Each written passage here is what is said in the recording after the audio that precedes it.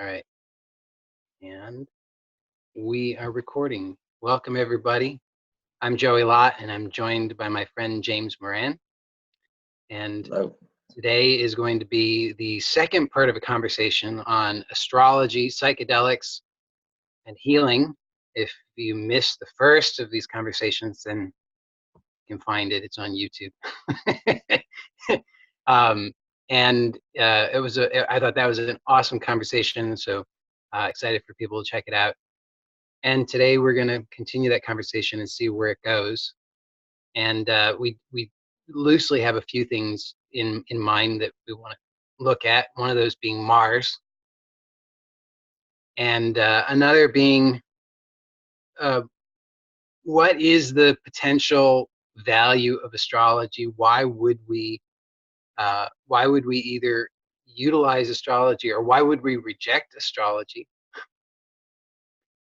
Which is probably, of the two, the one that's the more interesting to me, is why would we reject astrology, or why would we reject anything? And what is it we're really looking for in life?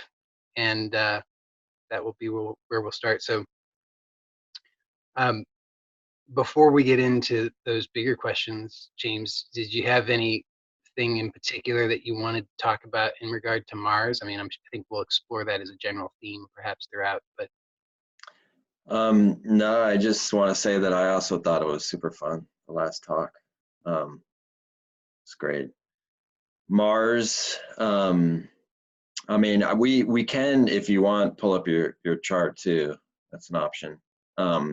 sure, yeah. I mean, we could do that. I don't know if we want to lead with that, but my original idea with that was that we would look at that in the context of, and we don't have to be tied to this, but my original thought was that we would look at that in terms of psychedelic usage, mhm. and what a chart has to say about that, and specifically looking at mine, because I know the first times when I used psychedelics, Yeah. and so just some Yeah, it's an great. interesting thing to explore. Um, Mars is the archetype of basically like forward action, um, an action with a kind of forceful trajectory to it. And Mars was the god of war in the Greco-Roman pantheon, and it can be associated with war. It has a spectrum like all the planetary archetypes, and that spectrum includes everything from the challenging side to the rewarding side. Challenging side would be war, arguments, conflict. And then it kind of works its way up to bravery, assertiveness, agency, action, athleticism, competition. Competition is something that is kind of war made amicable in a way. It's like we will compete against each other in the spirit of sportsmanship. And so yeah, so Mars is all those things, and it's also associated with our vitality and the actions and the body that any type of forceful action that is necessary for life. Everything within our own little body, like forceful pumping and contractions, and also heat, to in the larger body, the macro body of humanity. It's things like, well, I don't know, maybe in the macro body of a city or something, it would be something like the ability for people in a community to be active, for people to drive. Mars, like if we're gonna have a balance on the spectrum of Mars, it would be like driving in a way that is neither meek nor over aggressive. Mars frustrated tends to lead to, like, if an action is thwarted, it can show up as kind of like anger, aggression. So like driving, if somebody gets cut off, they might be angry. But if there's the right mixture of Mars or balance, there's like if there's a situation where two lanes are going towards one lane, there's kind of this zipper pattern that people get into where it's like you go, I go, you go, I go. And over aggressiveness is like I want to go first, and under aggressiveness is like you go, I go, you go, I'm too timid to go. And then that equally messes up, then everything gets stalled out. So there's like a balance there to be had. So anyways, Mars, yeah, it's not necessarily the most intellectual of archetypes. It's more just associated with action and force, but it's worth understanding nonetheless. Mm-hmm.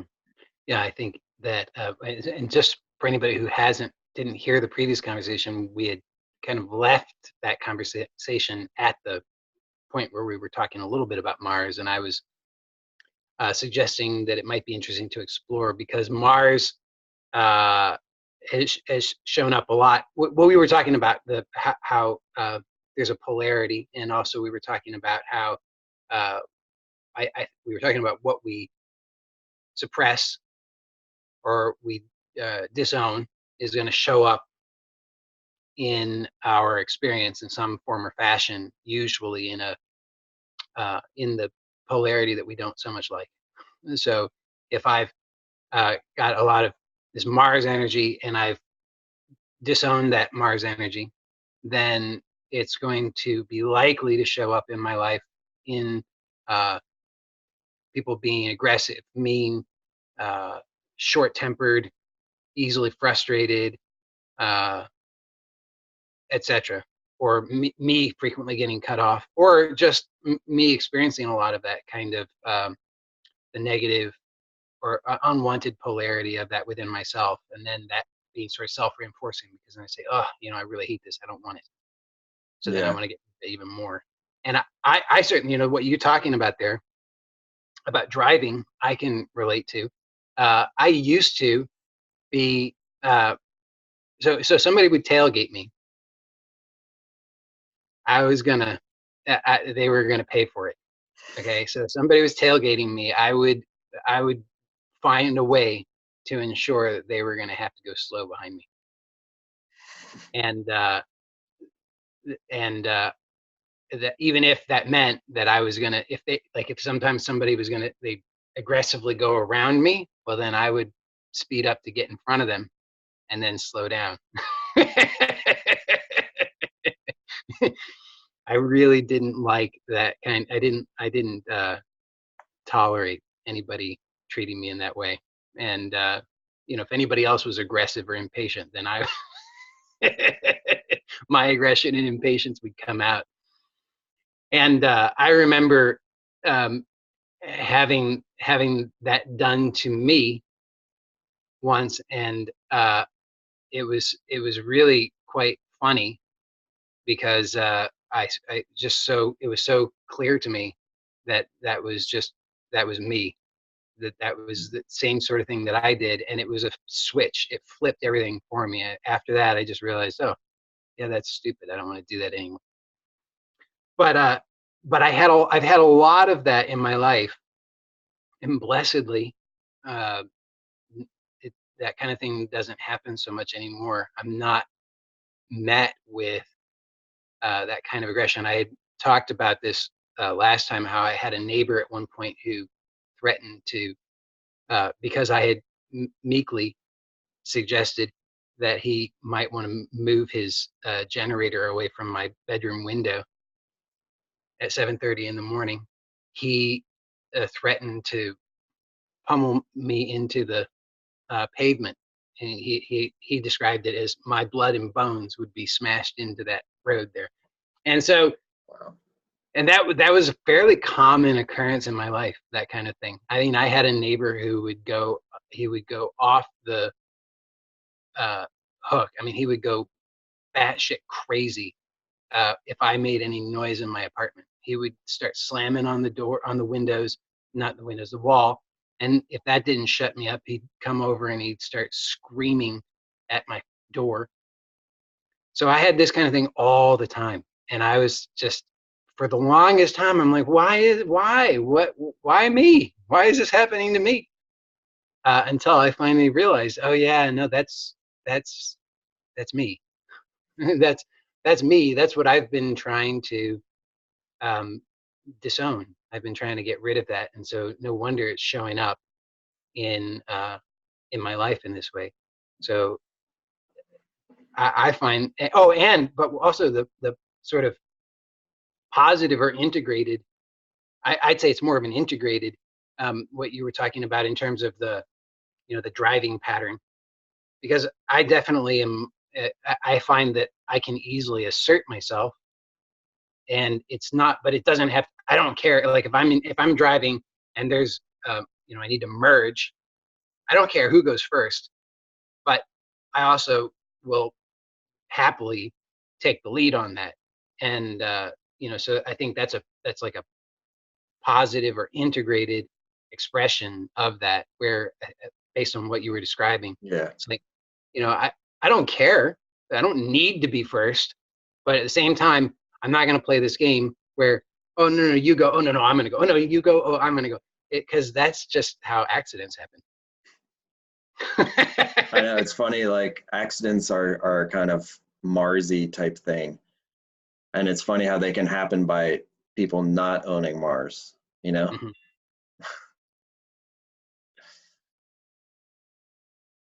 Yeah. Yeah, that when we were speaking earlier about we basically talked about how that which is outside, which is rejected, or that which is outside that is kind of, I guess you could say, rejected, is actually that which is wanting to be integrated within us, but isn't really given a chance because of our rejection of it.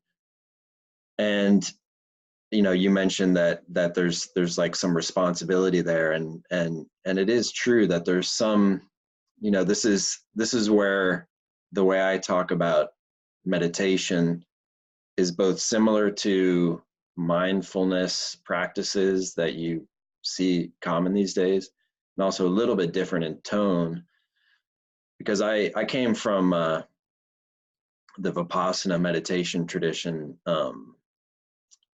pretty much at a young age, diving into that and staying with it for a couple of decades, like really deeply uh, committed to it. And so there's in the meditation traditions that really focus on mindfulness and sitting, there's a sense that when you're mindful of something, whether it is coming up inside or some stimulus is coming up outside, which is making a feeling come up inside, you're just kind of aware of it and you're not playing into it, and that is good. And in a sense it is, though I've noticed that there's kind of like a stepping up that the universe, like when we look at astrology as another kind of path of mindful practice, I guess you could say, all the archetypes that it gives and the kind of how they reveal the threads of the storyline of our lives, it shows that there's like once we kind of are aware of our behavior patterns and we're not resisting them and they're starting to get integrated, we're almost always asked to step up in some way, like to actually like engage. And it's not enough to just be like, oh, I'm the observer and this is kind of the end goal, is to just be aware. It's like to be aware and also dive into the stream of life. Like there's nothing, if I'm truly having a non-dual experience, that there's no one to protect from the stream of life, then why not dive in and dial in my place in it? And whether that involves like some strong action or some compassionate action or whatever it is. I mean, we're talking about Mars now, so the words like action and stuff and kind of forceful verbs like diving in makes sense. but there's all different ways. There's all different ways that we can engage with life. So yeah, so that I mean, I think it's fitting that we're talking about Mars, just because we're kind of emphasizing this Mars and Saturn basically are like, Saturn's associated with responsibility and kind of stepping up in our maturity, and Mars is associated with action, like acting, doing something. And so, yeah. Yeah, and so what's interesting about this is that you view astrology as a, well, I don't remember the exact words you just used, but as a, you kind of alluded to the possibility that it could be part of a meditative practice, or a complement to a meditative practice. Yeah. And there may be people who are watching this or listening to this who are on board with astrology. They're believers in astrology, and then there are going to be some people who are going to be rolling their eyes and saying, "Give me a break. What possible value could astrology have? Because I'm only interested uh, in some sort of absolutely pure, perfect uh, uh, spiritual attainment of enlightenment, or unity consciousness, or oneness, or cosmic consciousness, or fill in the blank." And that doesn't have any room for astrology, because astrology is just for uh, some desperate seeker who's just trying to gain some more power for themselves so that they can cling to more things and be safe in their imaginary little world. What do you say to that? Yeah. I say that uh, I mean, a couple points. Like, one is that I kind of practice astrology and talk about astrology as a celebration of life, because when we look at it, it just is. It's like a concrete way of seeing vistas far beyond the kind of current Western paradigm, in terms of like the universe is a kind of system of molecules that kind of happen to produce consciousness. Consciousness is a byproduct of that. It's located within the body. There's a universe of molecules out there of which we're separate. We're dependent upon, but separate in the sense that we need to breathe and eat, but our consciousness is kind of isolated within our body.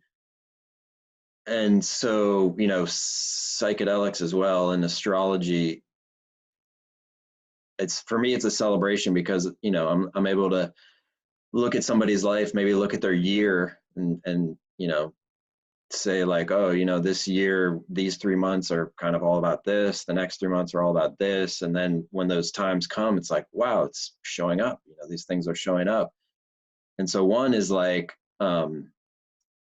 what a crazy choreographed thing this is. Like, this universe is this fabric of meaning that's so beautifully intricate and artfully crafted that it's worth reveling in. So that's one aspect.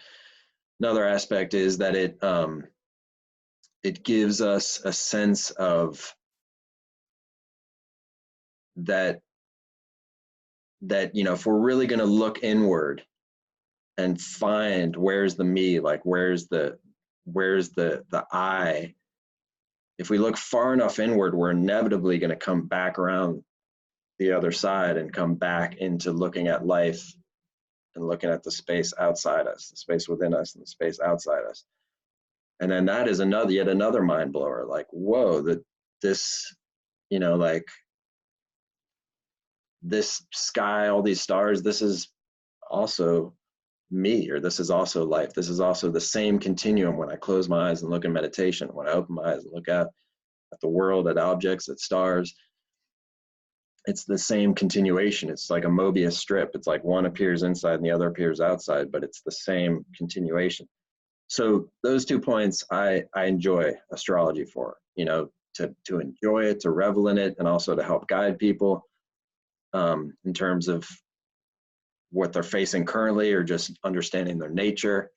Beyond that, I never really want to force anybody to have to consider astrology, because for some people it's just so alien. And for me also, like, years ago before I got into it, it was like, I really like looking up at the stars, but I never thought of, astrology. I was like, astrology, I pretty much thought probably the way most people think who aren't into astrology, which is like, why would you look at the furthest objects away to understand something so close to you as your own life? It just didn't make any sense. So I don't want to force anybody to do it. That being said, if people are watching this, maybe they're curious. And so why would somebody, what would be some of the traps therein, or kind of, having to do with astrology? One would be like we talked about, which is, one kind of negation of astrology would be like, why look at something so far away? To understand something so close. It just doesn't make sense. And then another kind of angle on astrology involves the belief in astrology, but a belief that is actually disempowering. That, like, there are all these things that are very far away, but they cast rays. And maybe not everybody who believes this necessarily believes it in a disempowering way, but I have seen it where it's like they cast rays or they hold influence. So it's not so much about my nature as it is about objects outside of me that influence my life. So they're both outside of my life, but yet holding a lot of power and influence over my life. And that can get tricky, because then it's like, it just feels kind of, for me personally, not empowering, because it's like, well, you're screwed. Like you're going through life, and there's these astral bodies which hold sway over you, and there's nothing. There's maybe little things you can do to mitigate it. You can buy some gems, or you can, like, do some different things. I don't downplay, there's a study of gems, there's a study of different mantras. I don't downplay any of that, because those are very old traditions and studies in their own right. But there can be a mindset of, that's just really kind of sadly disempowering, to feel like, oh, there's these things that have power over me. And I never was attracted to astrology like that. When I became attracted to astrology was pretty much when I was reading a book called Cosmos and Psyche, which is really emphasized the reflective sense that if I look inside deep enough, and I look outside deep enough, they touch. There's a continuum there. And that was like, wow, that was like just thrilling for me. And yeah, so anyways, I have some more thoughts on that, but you think that's a good kind of, does that cover some bases? Yeah, I think so. What's interesting to me is that if I if I am, in a similar vein to what we were talking about earlier. So if I'm going to reject something, then uh, my experience is that actually that rejection is really a call, or the impulse to reject is actually a call to uh, to integrate that I've misunderstood, and so because I misunderstand it, I reject it. I perceive that this is a threat somehow, and in a sense it is. It's a threat to my constructed identity. It's a Mm-hmm. threat to this sense of me being this separate thing that is disempowered. It's a victim that needs to work really hard in order to maintain itself, because I exist in a hostile universe and I've got to just constantly be working to maintain myself. Right. Um, so yeah, I guess in a sense it threatens that. But but rightly understood, I think anything that where I have that impulse to reject, if I really understand it correctly, then I see it as a call to integrate what it is that I've disowned, and um, to just sort of like what we had talked about last week, that I've come up against the limitations of this current structure, the current structure of my self-understanding. And so, in the same way, I think this apply. I find that everything applies at all levels. That, anything if it's a universal truth, it applies at all levels. So if it applies, if I find that, okay, if I'm rejecting this um, assertive quality, this Mars energy, but we'll just call it an assertive quality. If I reject that, then, oh, look at that, it's showing up. I'm getting this from every direction. So I can see that, but then um, I can, at the same time, I can recognize that, but I could deny that that's true with something like astrology. So I could say, yeah, but astrology, that's just bunk. Mm-hmm. But then why do I care enough to take a position? That's the thing that's of interest to me, right? Because if it's really bunk, why do I care? Why do I care at all? Right, right. If I think the only reason I care is because it is something that I've disowned, and so then it's just that I've misunderstood it. So I like what you said, that if I'm looking at it as something that is uh, disempowering, then I've misunderstood it, and so then I'm going to feel afraid of it, and I'm going to want to reject it somehow, keep it Mm. at a distance. Whether that's just saying it's bunk, or it's saying, oh yeah, and now I need to really understand it because I'm feeling afraid, and I gotta understand everything so that I can get all the right information so I can protect myself. Yes, yeah. Where's Mercury right now? Is Mercury in retrograde? Oh shit, I don't want to travel. Yes, yeah, that's I think that's a yeah, it's a good psychological appraisal that you've made.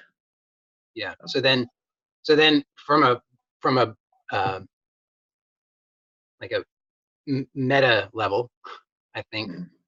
to me, whether, because personally at this point in my life, and maybe this would change, I don't uh, consult astrology, the body of knowledge of astrology, frequently, um, as a science, or as a field of study. I do happen to notice where things are in the sky, and I do uh, sometimes notice that certain things call to my attention. And that there's a relationship there, just in the fact that it's calling for my attention, and so I can just relate in that way and receive whatever it is there is to be received there. But even though I don't presently I don't presently consult astrology in a formal sense frequently, I can look at it in terms of, well, what's my relationship to astrology in a bigger sense, and do I feel like I need to take a position? Do I feel like I need to take a stand and say it's good or it's bad? I need it or I need to get rid of it. And to me, that's very revealing. Yeah. And what is interesting to me, because I've taken a position on on many things, including astrology, over the years, um, and I have just noticed that when I just pause and notice what it is that's really motivating that taking a position, that in and of itself is very valuable. It's very revealing and can be very freeing when I no longer feel, well, I know when I no longer indulge the compulsion to maintain that position, because then I'm free to, if astrology has value, it has value. If it doesn't have value, it doesn't have value, but I don't need to take a position on it. Yeah, That's brilliant, man. I mean, I hear in your tone, the tone I recognize from when I read your blogs, which is like, it's very cool that it's like that sense, that sensitivity that you've cultivated around when that tendency comes up ends up being used as Mhm, an avenue into insight, mhm. you know? Very cool. But let's take a look at how what might be, I mean, from your perspective, what would Yeah. be a valuable application of astrology that has Hmm. practical benefits? Yeah. The I got into it after, again, like I was talking about earlier, practicing Vipassana for close to 20 years. And I was very much attracted to it because it was really pared down, like a really pared down practice where it was just me and my body awareness. And I was like, something about that attracted me, that I was just like, I don't need to rely on external things, that it should just, my own awareness should be enough for me to understand myself and know thyself, which was my probably one of my biggest obsessions. Like, know thyself, understand my nature, um, and understand it from the nature itself. Be in my nature to understand my nature. And when I came across astrology, even though, like, practicing, there's still some aspects of my behavior I didn't quite get. I just didn't understand, and I was just thinking like, well, just more time, I'll understand. Um, and then when I discovered astrology, it started revealing. I mean, one was I just took to it. It actually felt like a language that was familiar to me. I was resistant at first a little bit, but then once I started exploring it, I was like, this is my language, man. This is, it feels like home. It feels familiar to me. The symbolic language that felt very familiar. And then once I was exploring, I was like able to look at my chart and able to see like, oh, this is actually giving me insight into myself and my behavior that I wasn't necessarily getting just from meditation practice, just from bare bones, being with myself and being with my own awareness. And I was like, isn't that interesting? You know, that an external study, an external science could offer this. And it's kind of blossomed out from there with a larger implication that, like, well, this is also my life. Like, looking at my charts and getting understanding from my charts is also my life speaking to me. It's like I had a misrepresentation of what was my life. I had to just sit sequestered, secluded, alone, aware, just me and my body. And then it kind of blossomed out into this understanding that um, that my life is is is what I experience. It's the people I meet, the experiences I have. It's the it's something. It was part of a very, like, outward embracing flow that happened like a dam broke. Whereas I was internally gazing, but then I reached a point where somehow it flipped, and I just became very embracing of life, and of life and all its, whether it's a feeling arising inside, a situation arising outside. And that has never really stopped. It's just increased, and it's it is always supported more and more by looking at the charts, looking at what are called transits, which is like, that's specific to a period of time, using astrology to understand a window of time, or looking at my birth chart, which is specific to understanding my nature and my life as a whole. Um, and I just keep looking back, and it just is like a loop now of just being able to appreciate more and more the inner, the outer, the flow between the two. That life talks to me through life, through my life. And then when I sit with clients, it's the same. It's like, I I sit with clients and I'm like, I talk with them and they're like, oh, this and that. And, I can kind of like see their potential, see their challenges and the strengths that can come from those challenges in their natal chart, the birth chart. And I'm like, a lot of it is just kind of, like I said, when I first discovered astrology, like revealing like aspects of their behavior that they don't quite understand. Like, here it is. Now we can understand it a bit more. And we can understand the strengths that are trying to come from that.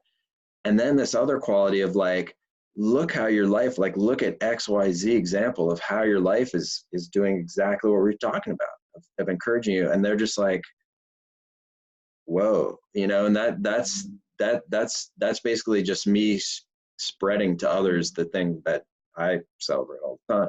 Mm-hmm.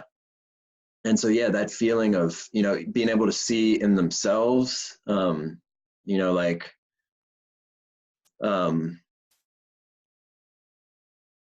like for instance, I had a session with a woman who she had this kind of very challenging aspect of her chart around will, that she was raised in a household where there was a lot of overwilling going on, overwilling in the sense of like the parent's will just dominates the child's will. Like, you will be this that I say that you will be. And it kind of, in the astrological parlance and the symbolic language, when I see that, I know that it's going towards actually an inner authority, an inner kind of strength of will that gets developed through that initial challenge. And so I was talking about it with her, and I was like, yeah, there's this really like this authority that's really wanting to come out. And she's a therapist, and we're at her office. And she was like, yeah, you think so? And I was like, yeah. And I was like, which chair? And I was like looking around the room, like which is the client's chair and which is the therapist chair. I'm like, that's your chair, isn't it?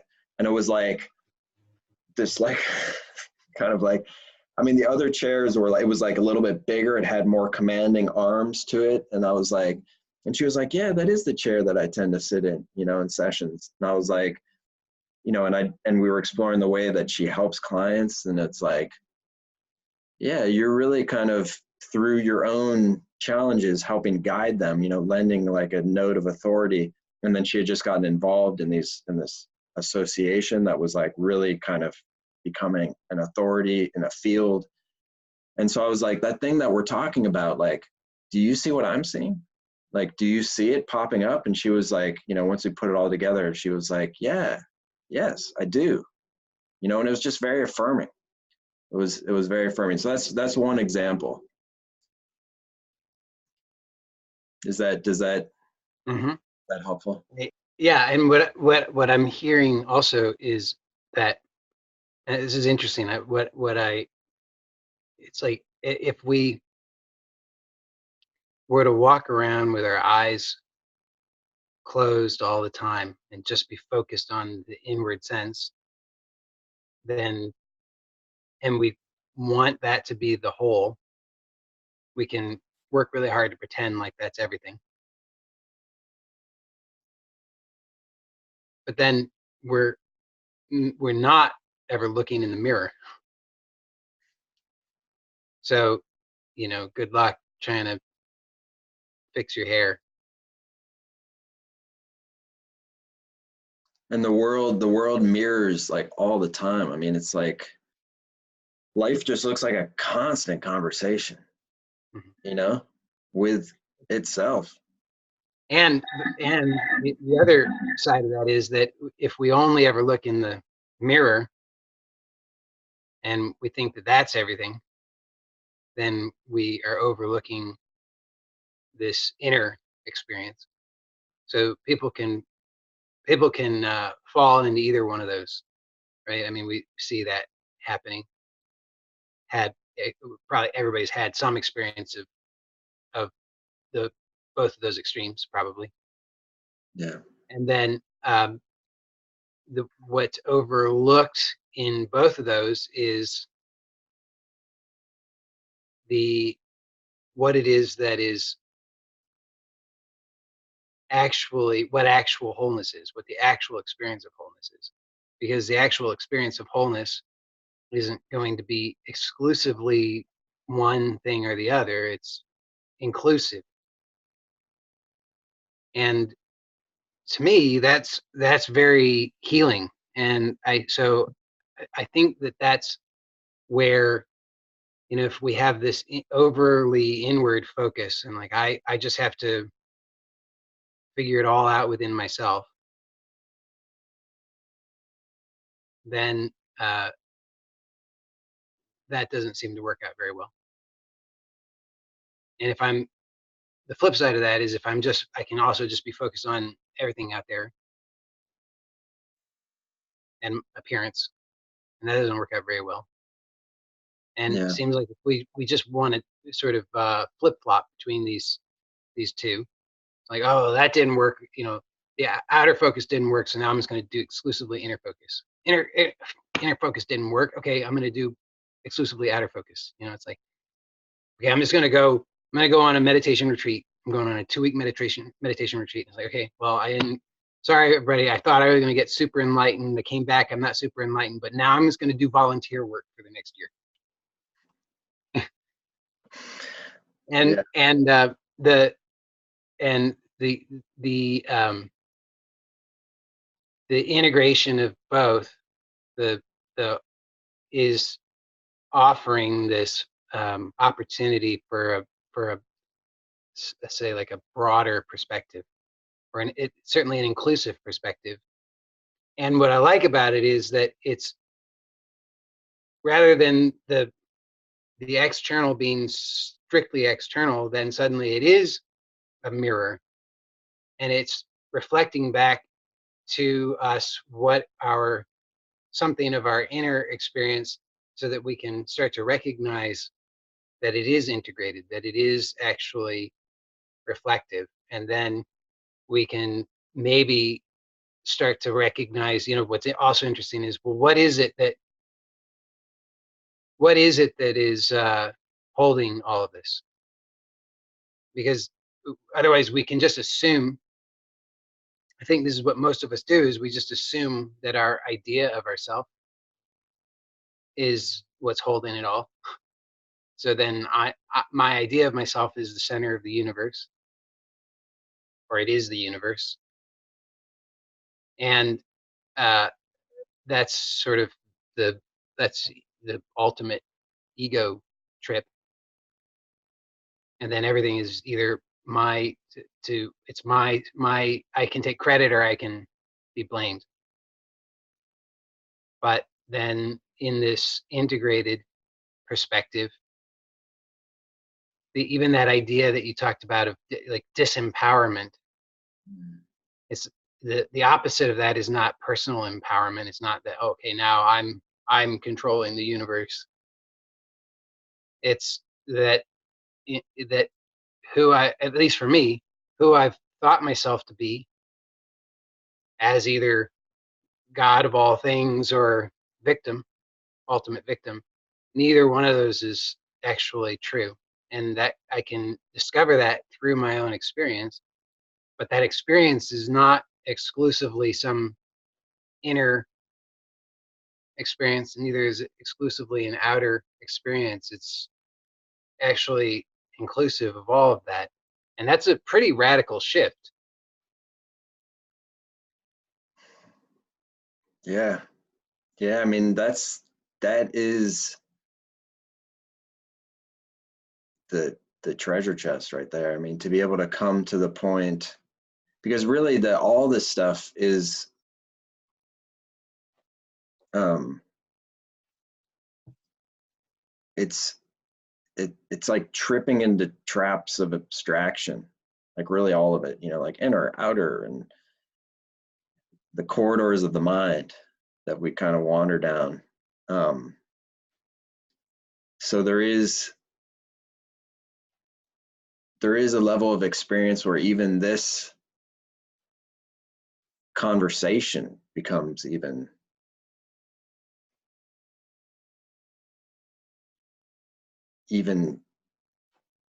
not relevant in a way, that you know, like that the abstractions of it all And that's really, I mean, that's I think that's the thing, man. That's the freedom that I think I interpret as you talking about, and that my experience tends to corroborate that. Like that is,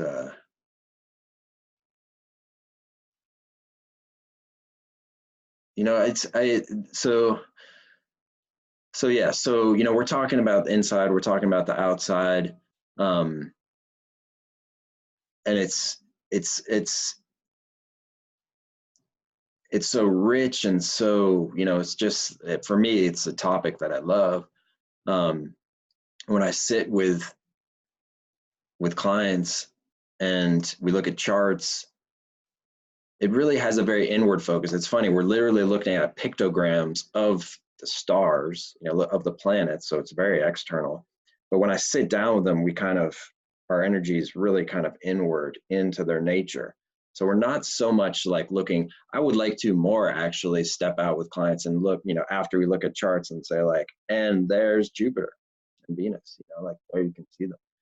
Um, so there is kind of that external wonder, you know, because we tend to have a little bit of a tight circle. We look at the person's nature, we talk, we look at the charts, and then we get a little bit further out and we see like, oh, this person is playing this role in your life, or this pattern, you know, is is showing up in the XYZ position in your life.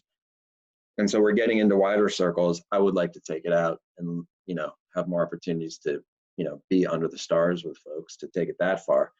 That being said, like the inner, the outer, with psychedelics as well, it becomes very hard to keep up this kind of thing of like, oh, I'm just going to go inside and find out the answer. Or, oh, I'm going to go outside and, you know, volunteer, like you said, because going inside didn't work. Oh, volunteering and, you know, being of service didn't make me enlightened. So again, I'm going to go inside, you know, and then the psychedelics really dissolve the boundary. So it's just like, the outside becomes almost like a caricature. You know, it becomes like really caricature, and and then you realize like that's my own mind. I'm looking at my own mind. I'm looking at the contents. I'm looking at yeah, the contents, like the luggage that I carry behind my eyes, opened up in front of my eyes. You know, and so it's like, you know, I rail against this and that, you know, this external thing, and then I'm trying to like look inside to, you know, be clean myself up so that I don't have what I consider to be so negative outside, you know. And then, you know, an experience like astrology reading or psychedelics comes in, and then it's like, oh my god, that thing which I thought was outside that I was retreating from to go inside is actually my own mind, that I'm trying to, you know, go within my awareness to try to get rid of, is actually just polarizing the whole thing. Um, and so there's you know, those are steps, I feel, but there's something beyond that. There's something beyond that. There's something, what is beyond that is the place that the words can't go, you know, the place that poetry kind of points to, and that, you know, your your kind of way of teaching as well points to, which is, I don't know, I'm not necessarily feeling terribly poetic at the moment, so I'm not sure that I can say it, but that it's almost like it's almost like when I practice astrology, it's almost like I'm returning to a, like an individual sense and almost like a cultural sense, like rediscovering an inner culture within myself as a human being, a fascination with the world and with nature. And I feel that going even further inside into an innocence of perspective takes us to a place where even it's even beyond that, like a super innocence of perspective that is beyond things like inside, outside. And that is, yeah, you know, the word innocence comes up. It like an innocence or perspective that is free of abstraction, I guess you could say.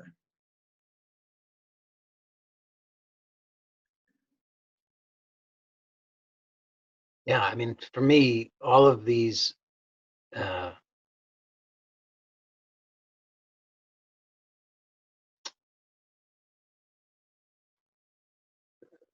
more and more, all of these things point to the,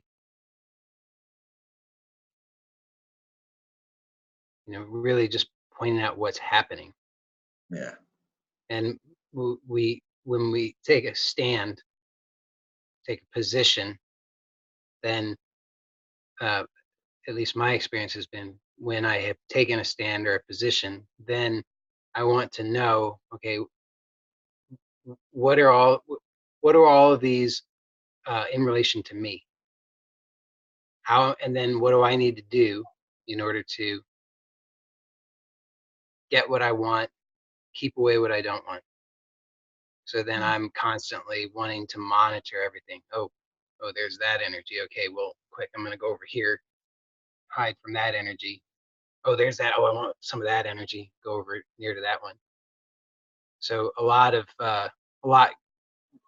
that gets invested into trying to create and maintain something and avoid the destruction of what I don't want to be destroyed. But what I can start to recognize through it is that these are the patterns, these are the energies, these are the cycles that are happening, and that I don't need to actually take a position. Yeah. Gorgeous.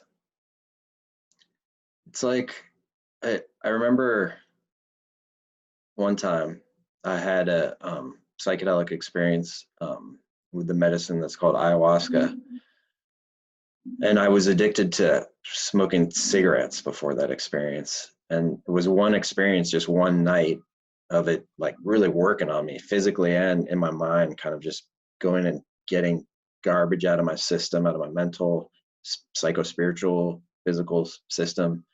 And I actually didn't have any cravings for cigarettes after that. I actually was able to overcome the addiction to cigarettes, and for that I'm very grateful, because it was a cross to bear.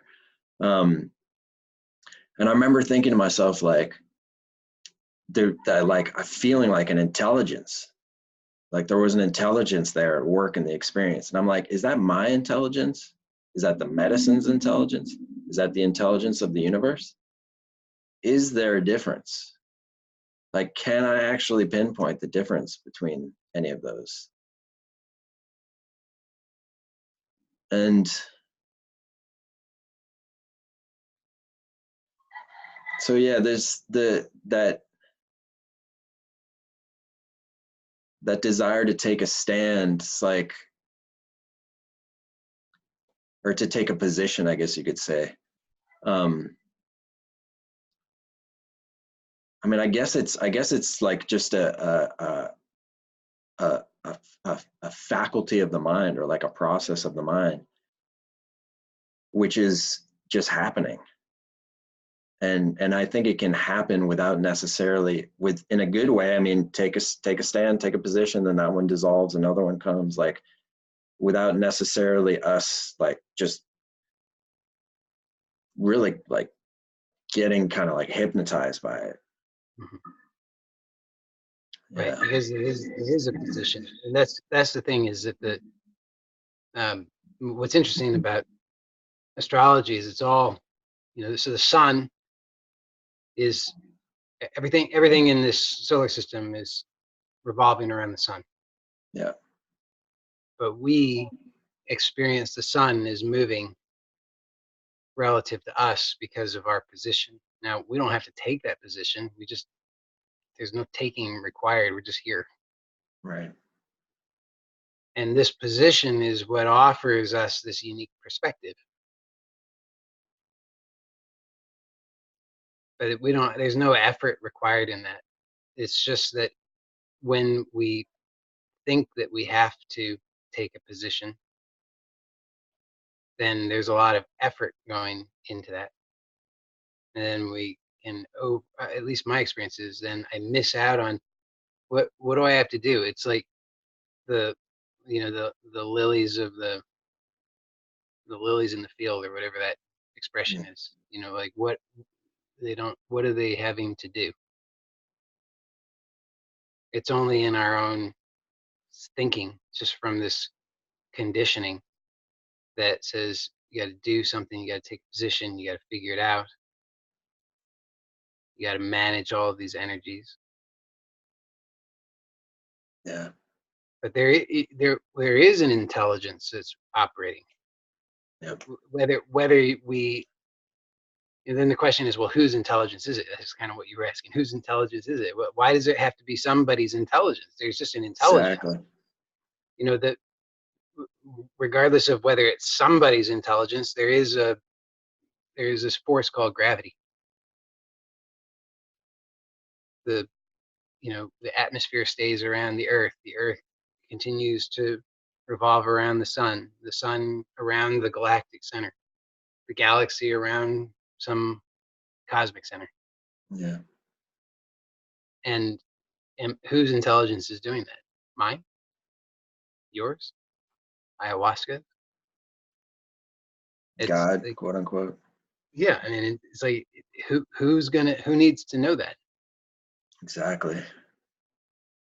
I had been thinking recently that this is kind of one of my more recent thoughts, is like, for a while there I was like, if you, the moment that you're born, the sky, the position of the planets is a reflection of your life and your psyche and your nature. Like, wow, what? And then it's like, okay, well, that must be big mind. Like, that must be, here's this little mind. There's a reflective principle there. So like, when you're born, the big picture reflects the little picture, this little life into this distinct life starting. Big picture reflects that. So there's a reflective principle there. So I'm like, oh, well, that must mean that there's like big mind, like, this little mind is starting, and then there's this big mind. I saw one time this picture of the solar system where it wasn't just a rendering of the solar system where there's just the planets, but it was an actual um, accurate picture of all the bodies in the solar system, which includes all the dust and rocks and everything. And it looks like this crazy, like, mandala of just, the planets are there too, but they're just little things amongst all this other debris floating around. And so I was like, that's big mind. That's a big system there. That's a big complex system, and then there's little mind here. And then I was thinking, well, we think we have a language, we have a mind, and astrology is a language. And I'm like, what if, just like an astrological birth chart reflects somebody's nature, what if astrology itself just reflects the fact that we have language and a mind? That there's a larger thing that is also reflecting language. If we have language and that reflective principle, as above, so below, is true, then it means that if we have language here and we have mind here, Mhm. then also, and intelligence, then also, up there's a reflection of language and mind and intelligence. And then I Yeah. was thinking, like, less in terms of big mind and little mind, because there's kind of a hierarchy there, like big mind, like some type of divine mind, and we're material, and there's like some type of hierarchy. And I'm like, what if it's just, like you said, like, what if it's just language? Like, what if it's just language and intelligence and understanding? It's here inside myself and my own. It's there when you look at the charts, you look at the stars. But is it necessarily like that one is greater than this one? That one begot this one begot that one? I don't know. Maybe it's Mhm. just kind of like you said, Mhm. that it doesn't have to be somebody's language or somebody's intelligence, or, it's just intelligence, just language, just Mhm. reflection of those. And then that goes back to basically like conversation. Like I was saying earlier, it's like the universe is having life is having a conversation with itself. That's kind of, life is having a conversation with you. So life is having a conversation with you. You're having a conversation with life. I don't know. It's just happening. What's the origin of it? I don't know if that fits necessarily with what you're saying, but that's kind of some recent thoughts that I've been having that seem similar to what you were mentioning. Mm-hmm.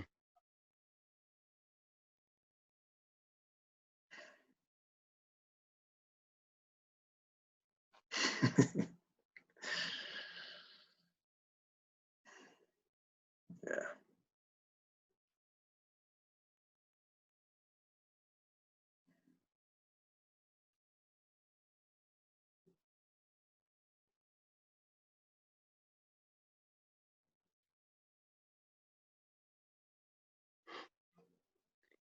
Yeah. If you want to know the, I like what you said, because there's this, in the Vedic astrology system, the the planetary bodies are called, I think they're called grahas, Mm-hmm. which I think translates as grasping. Mm, And I'm not sure who's grasping who or what's grasping what. right. But it's interesting because in light of this, there's you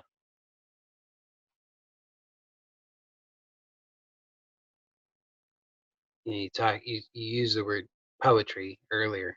So there's a language, there's a communication, there's something being expressed, and there's a uh, in order for there to be a reflection, there has to be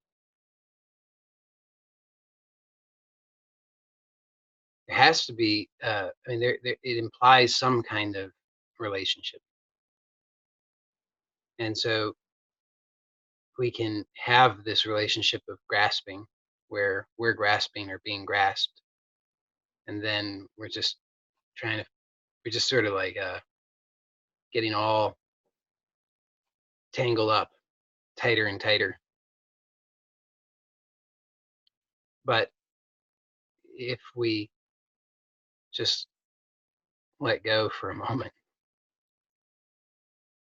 and just kind of take a step back, stop grasping, what happens? And it seems like it's all been doing its thing, continues doing its thing.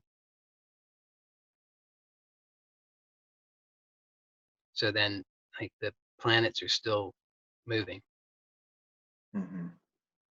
whether I'm in uh, interpreting them or not, whether I'm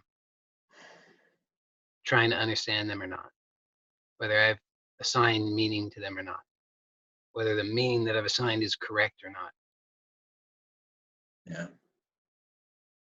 And so ultimately, it seems like that is offering that reflection of that. This is, if that's true, if there is a this mirroring, then I can also use that reflection to recognize that within myself, that that is what is happening. Yeah, exactly. Exactly. I have some thoughts on that. I just want to give a little forewarning that unfortunately, in a little bit here, I'll have to go. Yeah.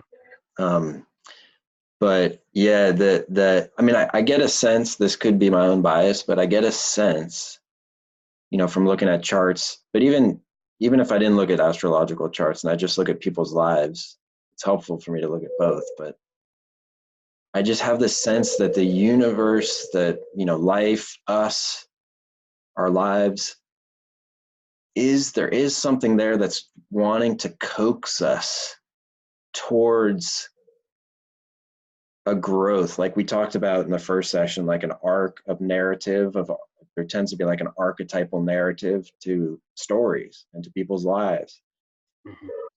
and it tends to want to coax us towards um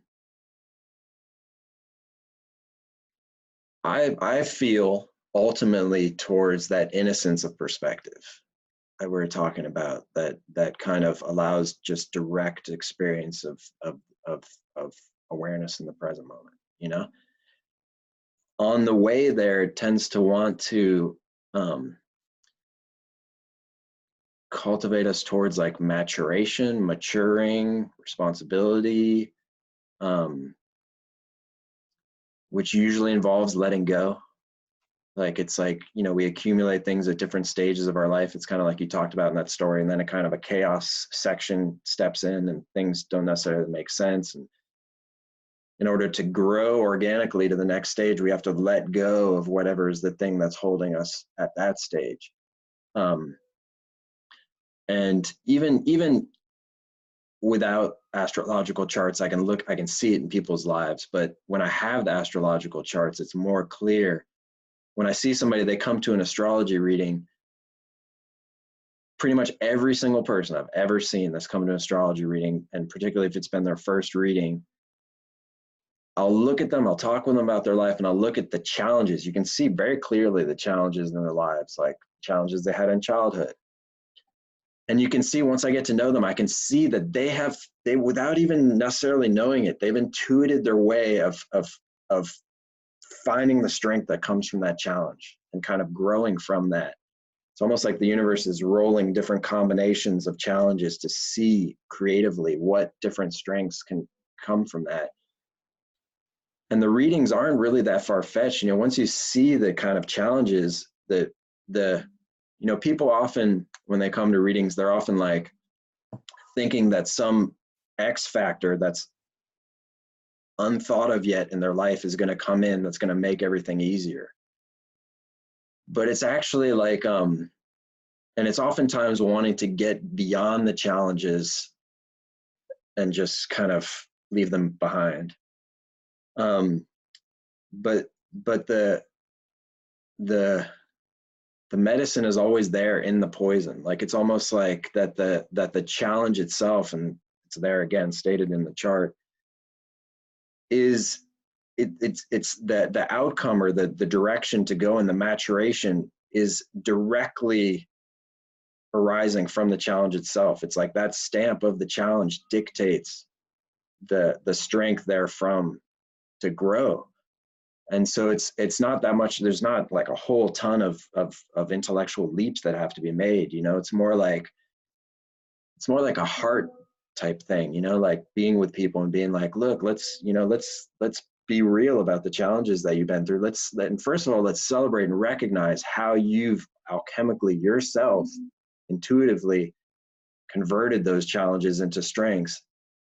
And let's look at, you know, following that trend of logic, what is the next level of strength that life is really wanting you to reach? And it's wanting you to, you know, let go of certain things and you know, surrender and be open to the unknown, and it'll take care of you. You know, it'll help you grow to the next level, because you are life. And it, you know, just like a plant knows how to grow, you know, like a human being knows how to grow, you know, the human psyche also knows how to grow.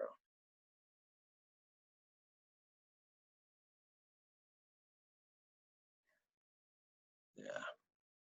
Yeah, I think that's a good pausing point, because I think that's really kind of sums it up, is that uh, what we perceive as the threats, the things to be gotten rid of, are offering us the opportunity to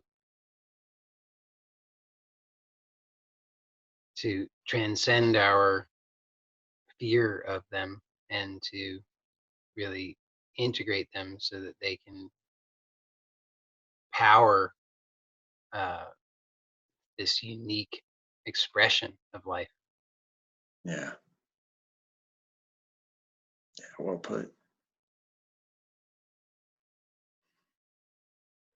Yeah. I guess maybe a parting thought could be like, you know, it's easy to think of like like gods and goddesses, you know, that there's like this, you know, like there's paintings and stuff of gods and goddesses, and you know, like in the psychedelic kind of culture, it's like the divine, you know, there's a divine goddess and a divine and and something external that's kind of idealized. And I and it makes me wonder if actually like gods and goddesses isn't just an imprint of an archetypal shape of which we are. It's almost like you know, you have the cookie cutter shape and then you have the actual cookies, Hmm. you know, and it's like we're almost each a cookie, like we're almost each, you know, growing into, you know, like into a manifestation of what it's easily to be projected outside as divine, but it's actually like, yeah, it's the shape that we're growing into. Hmm. Right. Which is which starts with a seed Mhm. and is comes to fruition through the interface with the environment. You know, the tree doesn't grow without the environment. Exactly. The apple tree won't produce fruit if it doesn't overwinter. You know, it has to freeze for the apple tree to be able to produce fruit. So if we just want to get rid of all the challenges, well, no apples. Yes, man.